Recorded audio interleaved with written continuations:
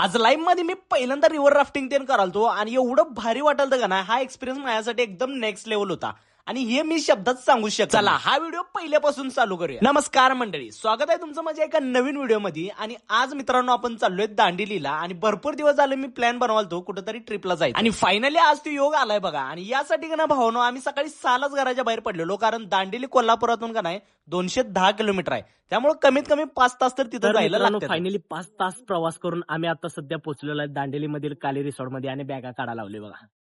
आता इथून पुढचे सगळ्या ऍक्टिव्हिटीज तुम्हाला बघायला पण मिळणार आहेत. चला मग पुढे बघूया.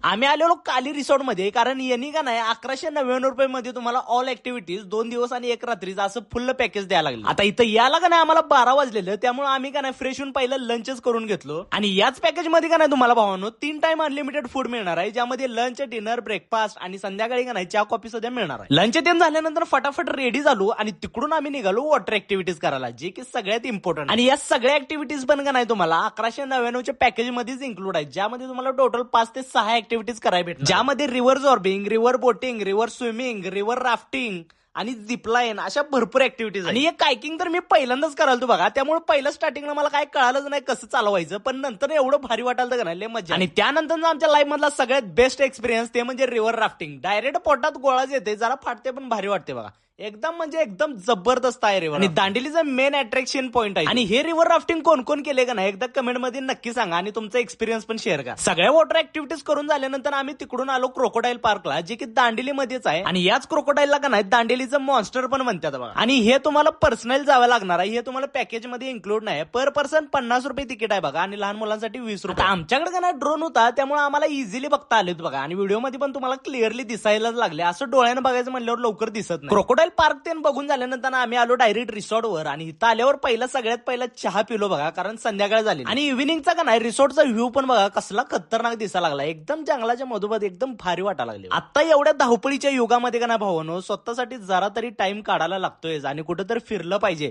फिरण्यानं काय होतंय, मन एकदम प्रसन्न होतंय, बाहेरचं वातावरण आपल्याला कळतंय, बाहेरच्या सगळ्या गोष्टी कळत राहतात आणि एकदम भारी वाटते बघा फिरल्यानं. चहा तीन पिऊन झाल्यानंतर का नाही रिसॉर्ट मध्ये अजून अशा भरपूर ऍक्टिव्हिटीज आहेत, जे की करण्यासाठी एकदम बेस्ट आहेत बघा आणि एकदम मजा येते ते करायला. आणि तेच करण्यासाठी आम्ही चाललेलो बघा. सगळ्यात पहिला आम्ही ऍक्टिव्हिटी करायला ती म्हणजे ही आर्चरी. आणि कधी आम्हाला कधी बाण पकडून माहित नव्हता आणि यांचं नेम बघा की कसं आहे. आता हे बघा याचा नेम, याला बाण पकडा येणं झाले नीट. हा मार. त्यानंतर ओमकारची बारी आली बघा आणि ओमकारनं बरोबर पॉइंट धरूनच मारला. नेम मारतोय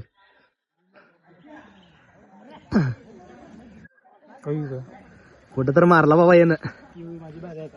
त्यानंतर माझी बारी आलेली आणि आपला नेम काय एवढा खास नाही भाऊ, त्यामुळे का नाही आपण ही ऍक्टिव्हिटी सोडूया म्हणलं आणि आपण दुसरं काहीतरी खेळूया. तर इथं पण आमची 30 बॉम्ब होती बघा भावानो. इथं का नाही भावानो तुम्हाला अशी टेंटची पण सोय आहे बघा आणि पोहण्यासाठी का नाही असं इन्फिनिट स्विमिंग पूल पण आहे, त्यामुळे फुल एन्जॉयमेंट होते. दिवसभर एवढ्या सगळ्या ऍक्टिव्हिटीज करून जर तुम्हाला कंटाळा नाही आला का नाही, तर रात्री धिंगाणा घालण्यासाठी हे रेन डान्स पण आहे बघा. किती नाचायचं आहे तेवढं नाचा, सुट्टीच द्यायचं.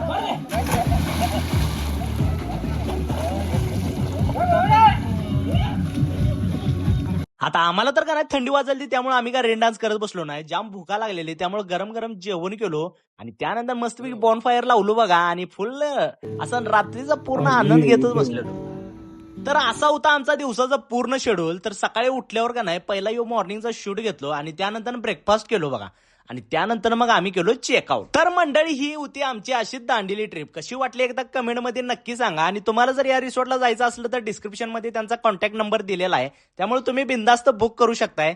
आणि हा व्हिडिओ आवडला तर लाईक करा, कमेंट करा, शेअर करा, जास्तीत जास्त तुमच्या मित्रांपर्यंत शेअर करा आणि या ट्रिपचं प्लॅन करा तुम्ही. आणि व्हिडिओ आवडला तर का नाही तुमच्या भावाच्या चॅनलला सबस्क्राईब तेवढं करायला विसरू नका. चला तर मग भेटू आपण आपल्या नेक्स्ट ब्लॉग मध्ये. चला.